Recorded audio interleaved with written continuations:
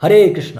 শুধু গৌর ভক্তবৃন্দ, 2026 সালে চাতুর্মাস্য ব্রত কোন তারিখ থেকে কোন তারিখ পর্যন্ত এবং কি কি খাওয়া নিষেধ রয়েছে? 2026 সালে অর্থাৎ এবছর চাতুর্মাস্য ব্রত 29শে জুলাই বুধবার অর্থাৎ দেবশয়নী একাদশী থেকে শুরু হয়ে 23শে নভেম্বর সোমবার অর্থাৎ দেব উত্থান একাদশী পর্যন্ত চলবে।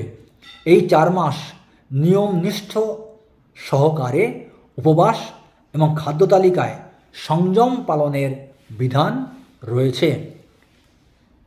এখন মাস অনুযায়ী খাদ্যের নিয়মাবলী। প্রথম মাস শ্রাবণ মাস অর্থাৎ 29শে জুলাই বুধবার থেকে 27শে আগস্ট বৃহস্পতিবার পর্যন্ত।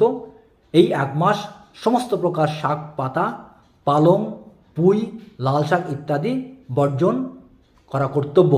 দ্বিতীয় মাস ভাদ্র মাস অর্থাৎ 28শে আগস্ট শুক্রবার থেকে 25শে সেপ্টেম্বর শুক্রবার পর্যন্ত। এই 1 মাস দই বা দই থেকে উৎপন্ন খাবার খাওয়া নিষিদ্ধ।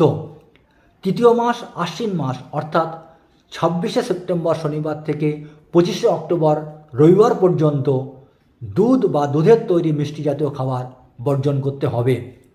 চতুর্থ মাস কার্তিক মাস অর্থাৎ 26শে অক্টোবর সোমবার থেকে 23শে নভেম্বর সোমবার পর্যন্ত।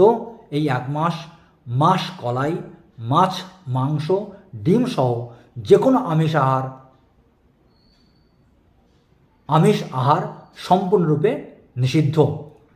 পুরো 4 মাস ধরে পেঁয়াজ, রসুন, মাশরুম, মসুর ডাল, বেগুন এবং নিষিদ্ধ নেশাজাতীয় দ্রব্য বর্জন করা উচিত।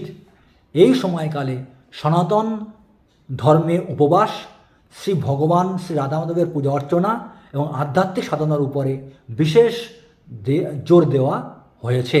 তাই আমরাও এই নিয়মগুলো দৃঢ়তার সঙ্গে পালন করব।